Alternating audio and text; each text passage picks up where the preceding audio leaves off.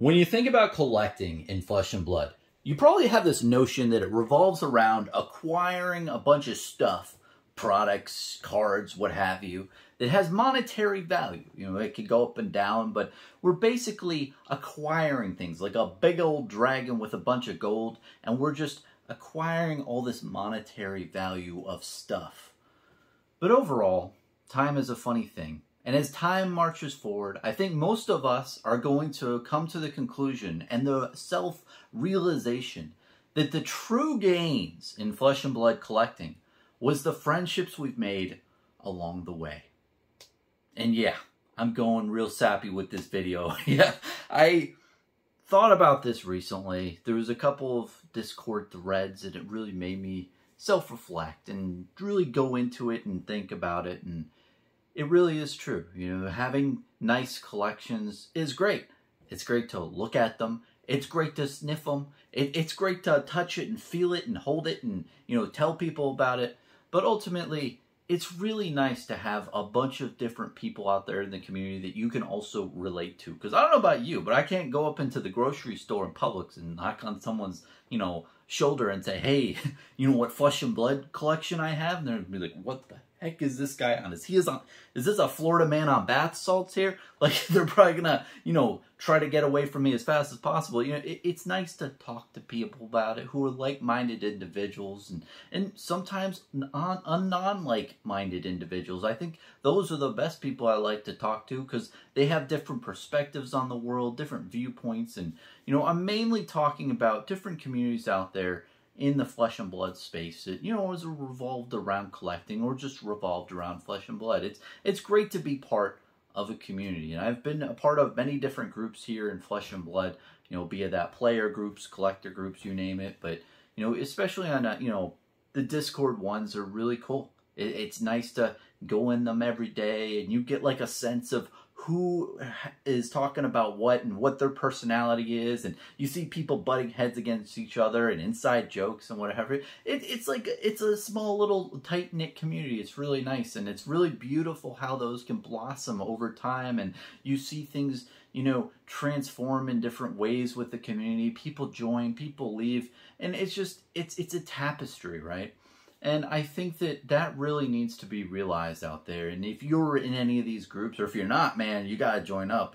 It's really cool to just talk to people and, you know, having in Messenger through Discords and what have you. And, you know, being out in the local game store, talking to people, getting to know people, making friends. And, you know, I haven't been very available recently, which is not good for social life and community stuff. But I've come to realize a lot is when I look back in 2021, look back in 2022, it was great to hang out with people. And it was great to just even IM people over Discord and talk the shit and, you know, talk what I think is really good in the meta or what I think is a good collectible, and they tell me what they think is, and, you know, going back and forth and reading the things. It's a lot of fun, and I cherish it, you know. And I think that if you take one thing out of this video, a lot of times collectors are seen as these people who are just like hoarder and they're like, gimme, gimme. But ultimately, you know, you're just buying the cards that you want to buy, you know? I mean, nobody's putting a gun to my head. I am buying literally the cards that I want of Flesh and Blood that I would like to buy. And ultimately, you know, I buy from a lot of other collectors and a lot of other stores and stuff. And the relationship between person and store is also a really good thing to foster, because a lot of times you'll notice a lot of store owners in Flesh and Blood are also in the community and talking and playing. You know, they interact with the community as well. You know, they're community members as well as the store owner. And a lot of times I've felt in Flesh and Blood, I've reached out to them and say, hey, I'm interested in your inventory. I got a certain amount of cash. You want to does 10% off sound good? I mean, I think anything over $1,000, store owners are very interested in listening to you, especially if you do it over email. You don't go into your local game store and just like blurt it out in public. You know, there's an art to it. There's a relationship to it. You know, a lot of times when you do buy a good amount of cards, You're saving that person time, money, and effort to acquire all their inventory at once. So sometimes you get better deals that way. Other times, sometimes they reach out to you and they say, "Hey, Bronson, I heard you were interested in certain like bulk things," and you're like, "Yeah, well, yeah, kind of am. What's your rates?" And they tell me rates, and you do a really quick, easy deal. So fostering that relationship as well is very imperative, and I think it's very, very underestimated out there for people out there in the space. And you don't need too much money. But I think it's just important to just talk to the store owners, talk to people, and get to know them and foster that relationship. See if you can, wheel and deal. Sometimes you can't, and that's okay too. I've definitely had my fair share of that, but you never know if you don't offer, and you never know if you don't reach out. So that kind of wraps up that whole relationship aspect. But also there's relationships in the local game store and just hanging out with people and meeting people and hearing their stories, hearing how they got into Flesh and Blood, hearing what they think. It's just so special, And in the moment, I think that we have this weird type of perceptions as human beings where the present doesn't feel that important, but then when you look back on it, you're like, wow, that was a good time, or like, I had a fun time at that event, right? I had a fun time chatting with those rando people online. Like, it's really cool. And if you go into more of a dark side of it, right? Let's look at the dark realm.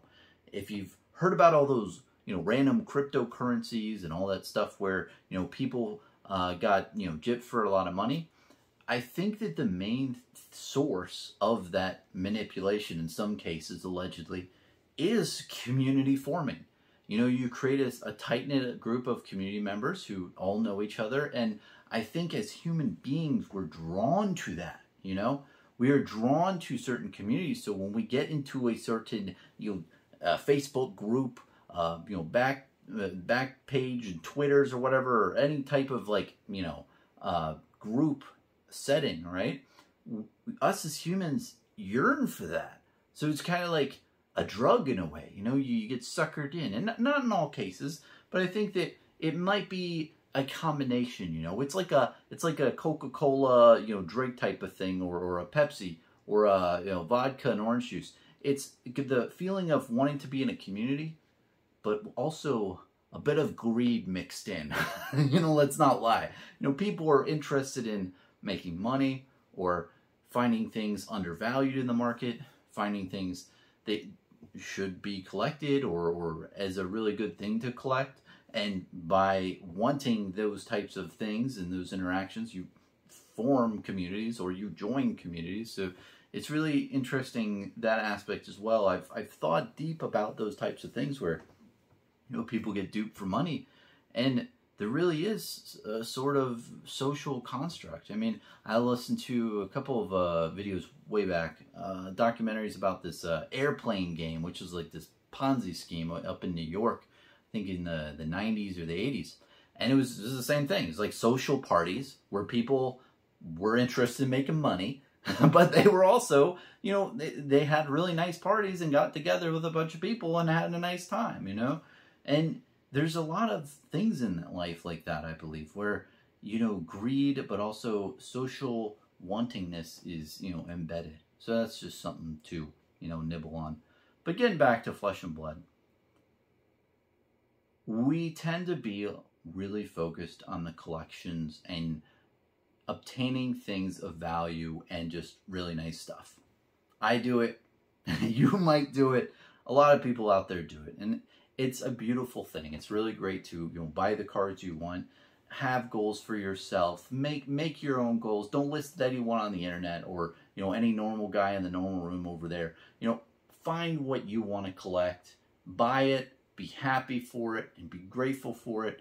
Be greedy if you want. But at the end of the day, it's important to realize that over time, I think most of us are going to remember all the friendships we made along the way and different types of contacts and different conversations we've had and shooting the shit and having a good time.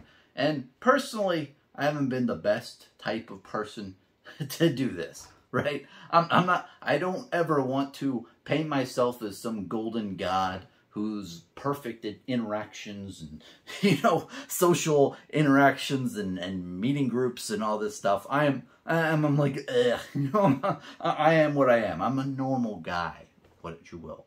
But when I do think about it, and I think about how life goes and the you know, shortness of it, I do see that over time I'm realizing that those interactions are the most important. You know, buying a card and putting in the collection's nice. It's nice to look at, but you know, I've got a couple pieces in my collection that, you know, have a story behind them, have meaning behind them, and those are, I feel, are like more important to me in such a way. And you know, if you've interacted with me on Discord, and you know, you've talked to me, you know who you are. Like, really appreciate the interactions, man. It's really been great to just talk to people and just form different friendships over time, and just, you know, be part of the community with y'all. And I don't really like the word y'all, but it's great to be a part of the community with you all, I will say. So I think that that's really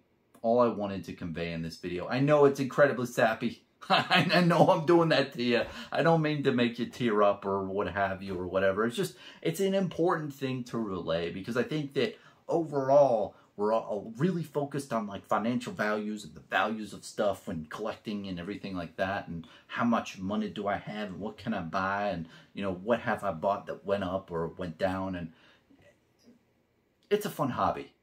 It's fun to do that stuff. I'm not downplaying that shit. It is a lot of fun. I love interacting like that as well, and it's really nice to do all of that and be encompassed. But I think it's also important to not only build up your collection of physical type of things, but build up your collection of friends and people out there that are in your circle who you like bounce things off of, and you really just get a feel for, and you maybe do transactions with, and it's just really helpful down the line. Just for me, I felt, you know, personally, through collections and buying and selling, it's helped. But also just ultimately, when I think back and I'm like, wow, that's cool. I'm really glad I know this person. And I'm really glad that we had interactions with Flesh and Blood, and we talked through different things. And it's just, it's valuable, but you can't hold it. There's a lot of intangible wealth in Flesh and Blood. And over time, I think that that is what truly appreciates the most in value over time. And it's not physical, but it's intangible. So the true gains are the friendships we've made along the way. Thanks for watching, man. Cheers. Have a good one.